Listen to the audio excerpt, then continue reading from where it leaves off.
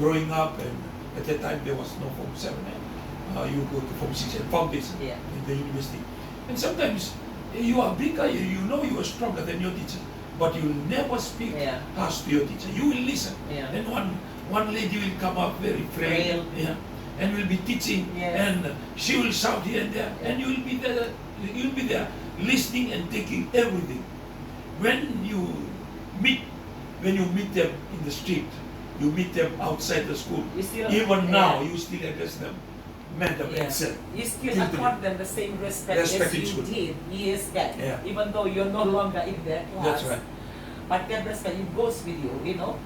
And I remember growing up too, I can remember all my classes and all my teachers, their names, so much, because you have so much respect for them, and you remember them, and you can even remember the things that they say, those who are strict, and those who are, you know, a bit more slack in the sense that they allow you other things to do. I remember all the teachers, even in the high school. But now it becomes just a number at the most, and then when you come to think of it, when these children come to their class, these teachers are actually parents to some children. And who would like their parent to be spoken to like that, with disrespect? You know, a lot of things have changed, maybe because globally, you know, the world has evolved into the rights. You have, before it was a women's right, the men's right, you know, the children's right. So that right sort of like changed a lot of things.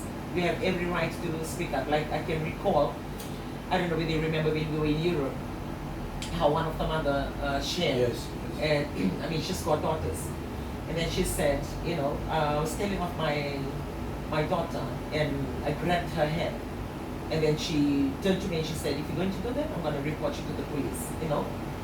And you're talking about like a 13, 14-year-old saying that to the mother because they know their rights. They know their rights. And that same right, before, when I used to hear that when we travel, it's like, oh, okay, it's happening here. But it's happening here in Fiji as well, that they have their own rights.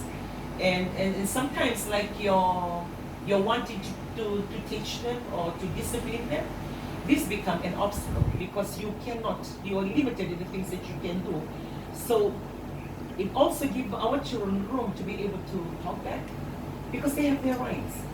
So, I mean, we can be advising them otherwise, but the world has taken us to this level. And that's where we normally say, where do we draw the line? Where do we draw the line? To me, I still prefer that we teach our children from home to respect those that are older. Because teaching, you don't have to be harsh, you don't have to go back to corporal punishment.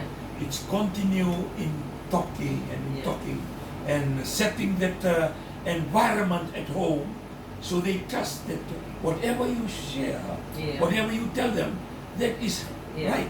It's the right thing to do. So when they gain that respect, that we are teaching our children to respect those that are older than them, even their form captain, even their prefect, when they speak, they will listen. And that is what is missing in the world today, the obedient, the respect and honor. Because this is what mold a family to be good, a community to be good, and even a church or even a company. We respect those that are supervisor, and my supervisor can be very young person, just a graduate, and I've been there 15, 20 years. So when you respect those in authority or those that are older than you, it brings what we call the atmosphere of peace. You know? Like the atmosphere in the air, like there's a freedom.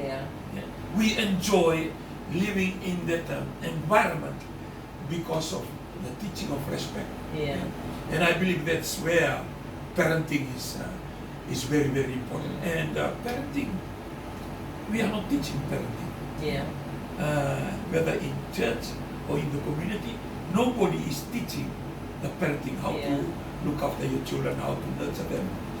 And that's why it's it takes us back to you know, a few things that we have raised with the children during the youth symposium. I mean, we are talking to the youth.